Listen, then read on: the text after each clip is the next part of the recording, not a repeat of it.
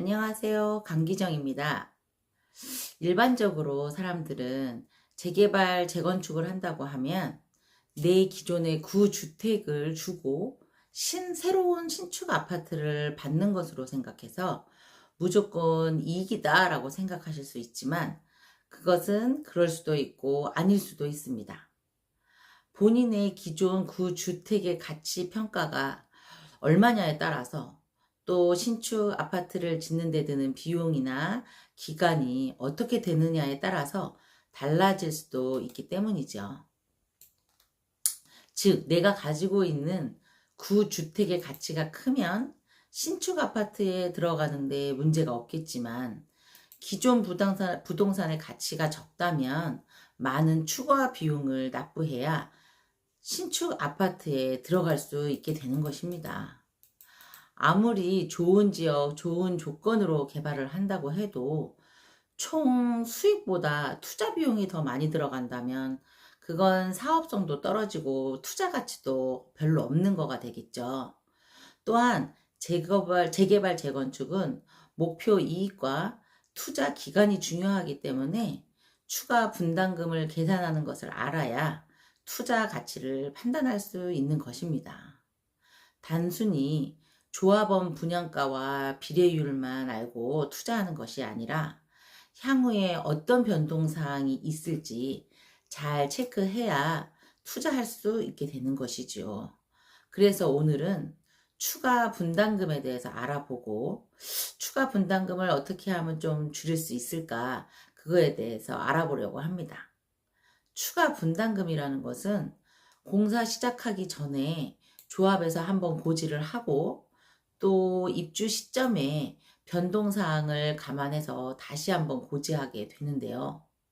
공사 시작 전, 즉 관리처분 인가 직전에 고지하는 분담금은 토지비와 공사비 등 총 비용을 계산하고 또 조합원 분양가와 일반 분양가의 가격을 예상해가지고 확정 지은 다음에 조합원들이 부담해야 하는 금액을 알려주게 되는 것이죠.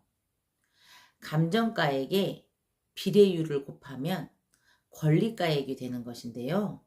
조합원 분양가에서 이렇게 계산한 권리가액을 빼게 되면 내가 내야 되는 추가 분담금이 나오게 되는 것입니다. 예를 들어 조합원 분양가가 5억이고 내 구축 주택의 감정가가 3억이고 비례율이 120%라고 가정해 본다면 감정평가의 3억에 120%를 곱해서 권리가액인 3억 6천을 계산할 수 있고요. 조합원 분양가 5억에서 이 3억 6천을 뺀 1억 4천이 내가 내야 되는 추가 부담금이 되는 것입니다. 때문에 추가 분담금을 줄이려면 내 기존에 갖고 있는 구축 주택이 권리가액 산정을 잘 받아야 하는데요. 그러려면 여기서 계산했던 비례율이 중요하겠죠. 그렇다면 비례율이라는 것은 또 무엇일까요? 비례율은 재개발, 재건축을 통해서 토지 및 건축물 소유자가 얻게 되는 이익을 비율로 정한 것인데요. 총 분양 수입에서 총 사업 경비를 뺀 금액을 종전 자산의 감정평가 총액으로 나눠주면 비례율이 나오게 되는 것입니다. 절대적이지는 않지만 보통 비례율이 100% 이상이다. 그러면 좀 사업성이 괜찮다고 판단할 수 있고요. 100% 이하라면 조금 사업성이 떨어진다고 생각하시면 되겠습니다. 비례율이 지금 좋다 하더라도 공사가 지연되거나 공사비 상승으로 비례율이 떨어질 수도 있고요. 그렇기 때문에 이 고정값이 아니라 변동될 수 있는 값이라고 생각하셔야 되는 것이지요. 그래서 요즘 공사비 상승으로 비례율이 떨어져서 추가 분담금이 많이 내야 된다고 난리들 언성이 높은 것이죠. 감정평가의 비례율을 곱한 것이 내 권리가액이 되기 때문입니다. 여기서 감정평가 금액은 향후 이주 시에 대출받을 기준이 되는 것이고 권리가액은 매수자가 부동산 가치를 인정해주는 금액으로서 추가 분담금 계산할 때 사용되는 금액입니다. 보통 조합원 분양가격은 일반 분양가의 한 80% 정도 되는 것이 일반적인데요.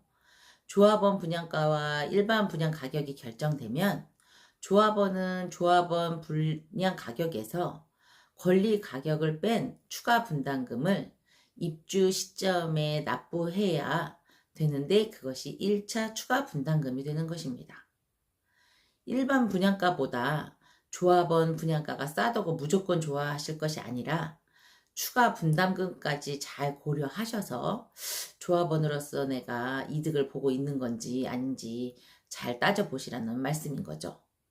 추가 분담금까지 다 납부하고 나니 일반 분양가와 별 차이가 없다. 그렇다면 이건 이득을 본 게 아니죠. 그래서 추가 분담금을 최소화하려면 먼저 해당 지역에서 시공사와 도급계약이 언제 되었는지를 살펴보셔야 합니다. 시공사와 계약한 것이 최근 1년 이내다. 그렇다면 좋겠죠. 대부분 시공사를 선정할 때 계약을 한번 하고 관리처분 직전에 또 계약을 하고 착공될 때 또 계약을 하고 물가 상승이 있거나 공사 도중에 지연이 되거나 한다면 또 계약을 할 수 있는 부분이거든요. 그래서 처음 시공사와 계약이 너무 오래전에 한 계약이다. 그렇다면 사업 기간이 길어지니까 변동성 리스크가 크다고 볼 수 있는 것이지요. 또 공사 대금과 현재 공사 상황이 계획한 대로 차질 없이 잘 진행되고 있는지 체크하셔야 되는 것입니다. 즉 조합원 측만 얘기만 듣고 구입했다가 과도하게 공사비 증가로 인해서 추가 분담금 폭탄을 받을 수도 있으니까 조심하시라는 얘기입니다. 마지막으로 우리가 보통 분담금이라는 것도 있고 부담금이라는 것도 있는데 너무 헷갈리시죠? 저도 너무 헷갈렸거든요. 여기서 분담금이라는 것은 지금 말씀드린 것과 같이 새 아파트 입주 시 기존 주택의 가치가 부족하다고 판단되는 금액을 추가로 납부해야 되는 금액을 말하는 것이고, 부담금이라는 것은 재건축 초과 이익 환수제에 따라서 조합원이 이익을 많이 봤다고 예상을 해서 그런 가정 하에 납부해야 되는 부담하는 금액입니다. 그래서 다음 시간에는 재건축 초과 이익 환수제에 따른 부담금에 대해서 알아보도록 하겠습니다. 다음 시간도 기대해 주세요. 감사합니다.